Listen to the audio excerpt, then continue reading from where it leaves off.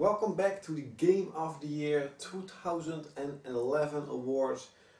Somewhere around here you can see the link to the nomination video, so definitely check it out before you're seeing this.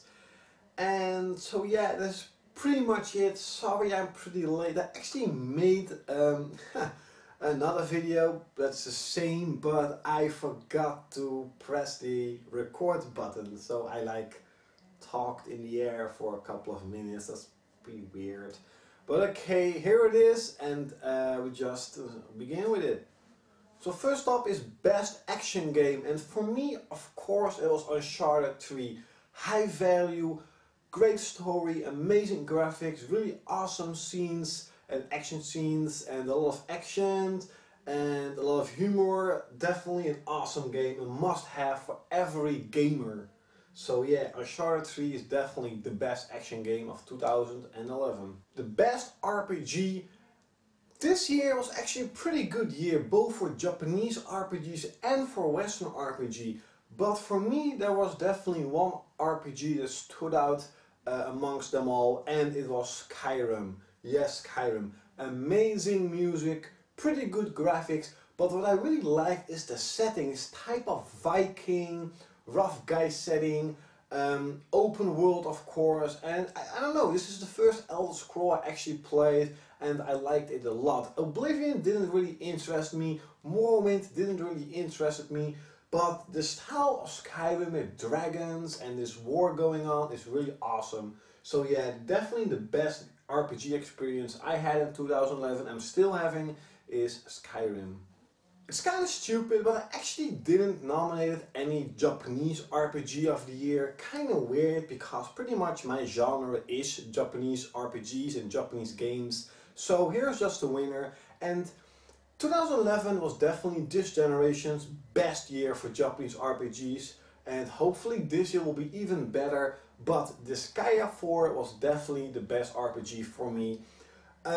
It's a tactical RPG, builds up upon Disgaea 3, 2-in-1, great characters, great humor, great dialogues, cool music, but the best thing, amazing gameplay, and all in high quality sprites. Finally, definitely the best RPG this year, Disgaea 4, or last year pretty much. Now for the best shooter of the year was definitely Resistance 3. Yes, no Killzone 3. Killzone 3 was a really great game with amazing graphics, and the story was okay, but I kinda liked the story and the atmosphere more in Killzone 2, and for me that was the biggest part of the game.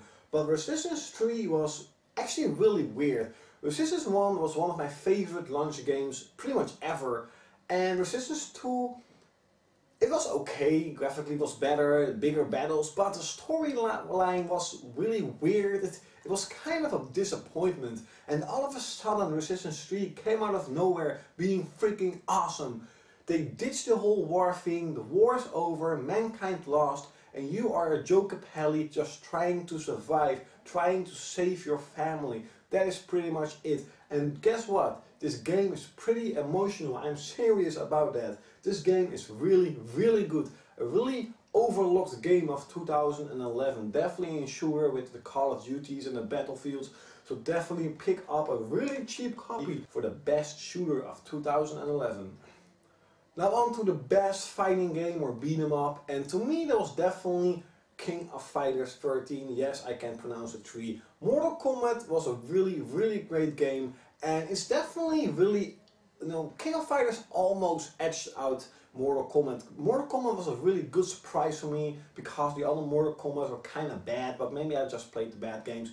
But King of Fighters 13 was like, whoa, damn. King of Fighters 12 sucked monkey ass. I mean, it sucked ass. But everything they did wrong in King of Fighters 12, they did good in King of Fighters 13. A story mode, arcade mode, a lot of characters, a lot of favorite characters came back, a lot of moves. The controls are really good, the graphics are good, the online is better, there are gallery mode, there are a lot of modes, a lot of things to do, and even unlockables. That's pretty awesome. So yeah, King of Fighters 13 was definitely for me the best fighting or beat 'em up game of 2011. 2011 definitely had a lot of good points, but also a lot of bad points, a lot of disappointments. And for me, White Knight Chronicles 2 was a major disappointment. I loved White Knight Chronicles. Have no idea why, but I just totally loved the universe. I loved the music. I even loved the graphical style. Even the gameplay was freaking awesome, even though a little bit too slow. That was definitely the good part of this game, that the battles are faster and more armor, more equipment. It was really this kind of Monster Hunter, but then a lot easier and a lot cooler for me. Definitely the online was awesome. And when I saw White Knight Chronicles 2 was announced, I was like, holy shit, yes. But when I actually played the game, I'm like, this is pretty much a rehash of White Knight Chronicles 1, the same environments, the same characters, the same music, even the graphics is just a little bit better. And I think there's only like 2 or 3 new environments, I think even 2 new environments, and I was like, what? I'm just doing the same thing, I'm running in the same towns, in the same cities, and yay, there's a little bit of a difference between the 2 games. And definitely the story was better, definitely. I'm at the end of the game, but I didn't complete it just yet. I actually don't know if I'm ever gonna complete this game. This was such a big disappointment, really big. Damn, such a shame, because it was definitely my #1 most anticipated game of 2011, and now it's my most disappointed game of 2011, White Knight Chronicles 2.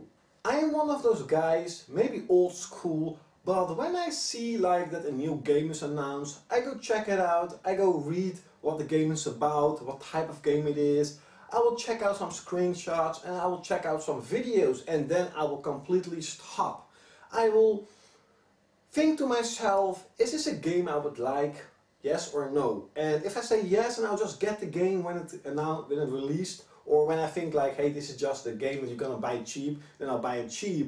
So it's kind of funny, but I have a lot of surprises in 2011, like Catherine being really awesome, but there was one game I actually didn't know anything about. It was totally off my radar, and one of my friends was saying, hey Alex, check this game out. And it was Warhammer 40k Space Marine. And when I saw the video, I was like, holy shit, a Warhammer game, #1 is coming out. I grew up with Warhammer, I love Warhammer, both medieval and the 40k universe.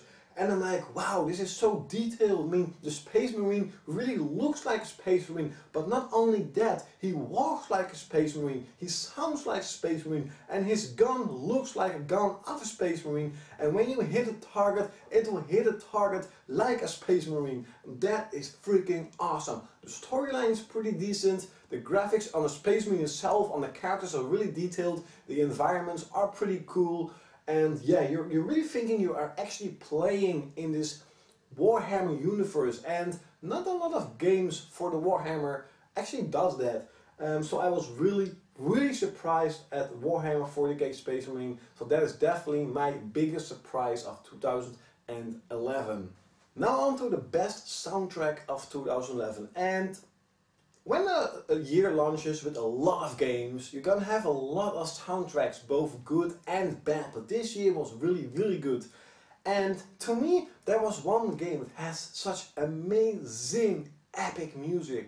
I mean, seriously, Lord of the Rings, God of War, Final Fantasy VII type of awesomeness, and that was definitely Skyrim. Holy shit, the main theme was freaking awesome. And when you're fighting a dragon, it's awesome. But even when you're just walking in town or just adventuring on the plane, you know, on the world map, it's so freaking awesome. The soundtrack always amazes me. And yeah, this is way beyond all the other games that came out in 2011. Yes, even better than Dark Souls. Yes, way better than Dark Souls. So yeah, Skyrim definitely had a freaking amazing, mind-blowing soundtrack. The best one of 2011. This year I actually got a lot of multi-platform games, and I actually switched back and forth between 2 games, and the winner actually was Dark Souls, and yes, the other game was Skyrim. And Dark Souls edged out Skyrim a little bit, and it's more because you have the open freedom of You are the character. It's not like you're playing a character that has 10 strength and this type of stats. No, you are the character. If you get hit, that means you did something wrong. If you defeat a boss, that means you hit the boss and you defeated the boss. And it's not about how big your level is or how much you upgraded your weapon. It's all about your own skill, and that is so freaking awesome. But of course the graphics are pretty good, the online was pretty good, and the gameplay was freaking mind-blowing, amazing. I cannot imagine Skyrim meets Dark Souls. That's gonna be freaking awesome. But hey, we'll only see if it's ever gonna happen. But definitely the best multi-platform game of 2011 for me was Dark Souls. So the worst game of 2011 was kind of a surprise to me because I was really anticipating this game, and it was Hyper Dimension Neptunia. When I first saw a video of this game, I was like, hell no, it's just coming out to America or Europe. And you know what? It actually did. And yes, the second part is also coming. Hopefully it will be better. But hot damn, when I actually played the game, I was like, no, why? First up, the graphics are horrible. Yes, the characters itself are pretty decent, but I'm not a graphical horror. I don't really care about graphics that much, but this was just horrible. And also with frame rate issues, the camera going left to right was incredibly slow. The battles were slow, the battles took up way too much time, the battle system was way too complicated. It's getting so freaking annoying that the Japanese developers are making Japanese RPGs and trying to make some kind of revolution in their battle system. If they want to do that, go copy Final Fantasy XIII. That was a really cool, unique and fast-paced battle system. Even though it was a little bit too simple and too repetitive, it was still fast. So yeah, I mean the boss art is so freaking awesome, the characters are awesome. Why does the game suck so much? Hopefully the second part is going to be better. But yeah, Hyper Dimension Neptunia was definitely the worst game I played in 2011. So the best PSP game of 2011 was kind of easy because I actually didn't play that many PSP games, and no, I haven't played Legend of Heroes Trails in the Skies just yet. I know everybody's saying it, that it's freaking awesome, but with that, you know, being out of the way, to me, the game I played the most and what I thought was the best is Blaze Blue Continuum Shift 2. More characters than the PS3 version of Continuum Shift 1, because part 2 is coming this year. I really like this game. You can't actually see how much time you spend on it, but I'm like level 5 or 6, so that's a lot of time. And the new characters are actually pretty good. The characters in Blaze Blue are actually really unique and actually pretty cool to play with. So, no, not in that way, just, you know, play in the game. So yeah, Blaze Blue Continuum Shift 2 was definitely the best PSP game of 2011. Now, I actually nominated the best PS3 exclusive game of 2011, but that same game is also Game of the Year, so they're just combined, and of course, it's Uncharted 3.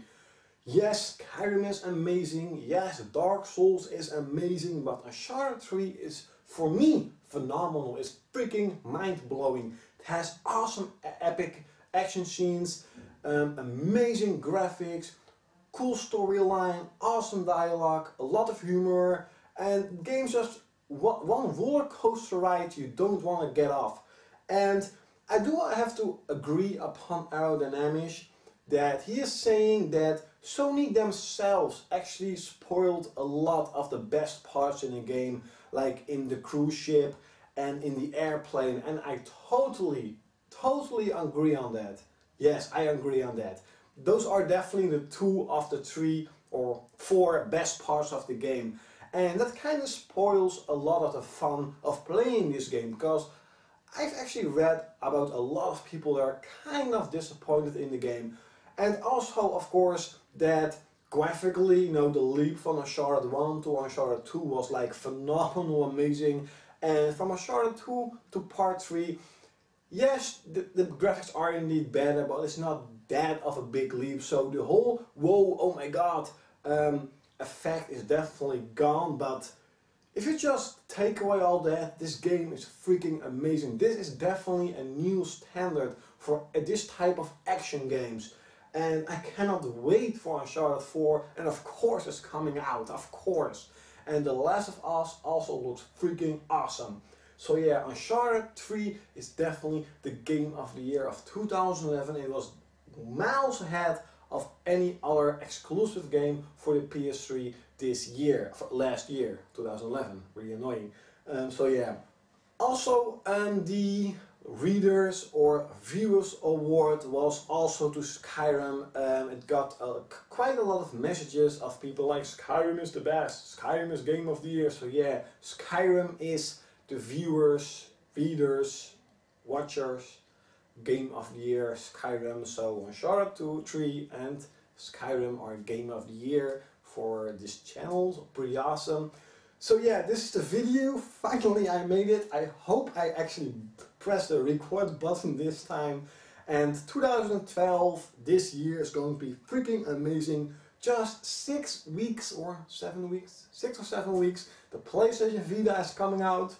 It's actually doing horrible it's doing really horrible in Japan. And you know, I really think that the times of game consoles being 500 euros, 250 euros are definitely dead. It's over. Just people cannot afford it anymore, and they don't want to afford it anymore. So I expect the PlayStation Vita to drop in price really fast if Sony ever wants to make the handheld successful. But overall I'm still getting it. I pre-ordered pretty much all the games. I'm not getting all the games, but I just pre-ordered them so they won't sell out. Yes, I'm smart. So yeah, I cannot wait for the PlayStation Vita, but also for the PSP. There are some games coming out for it, pretty awesome. I think the first visual novel game is coming out on disc. Yes, I know it, and downloadable. There's like this Corpse Party, but I don't give a shit about that. I don't give a shit about download. And for the PS3, holy shit, yes, no Gran Turismo, no Resistance, no Killzone, no Uncharted, no maybe God of War, but I think no God of War. But definitely more new, like The Last of Us hopefully is coming, hopefully The Last Guardian is coming, Twisted Metal is coming back, a lot of Tales of Grace F finally is coming. Go pre-order it, you bitches, go pre-order Tales of Grace F, go pre-order Ni no Kuni. And those games are gonna be mind-blowing awesome. They're gonna be awesome if you really want the Japanese RPGs to return to Europe and to America. Go pre-order, go get those games. Because definitely Tales of Grace, if that game is gonna sell good, then Tales of Exilia maybe is coming out here.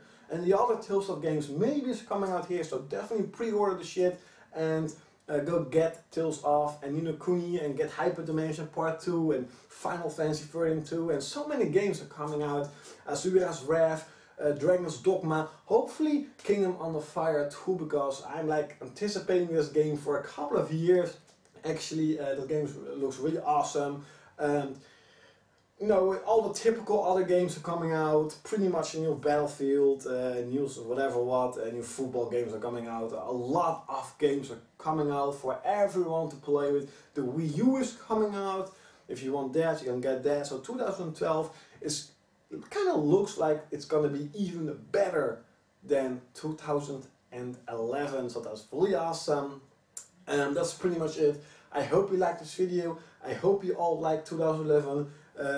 Give in the comments below, did you agree on the winners? What are your game of the year? And just in the thing below, what did you think about 2011?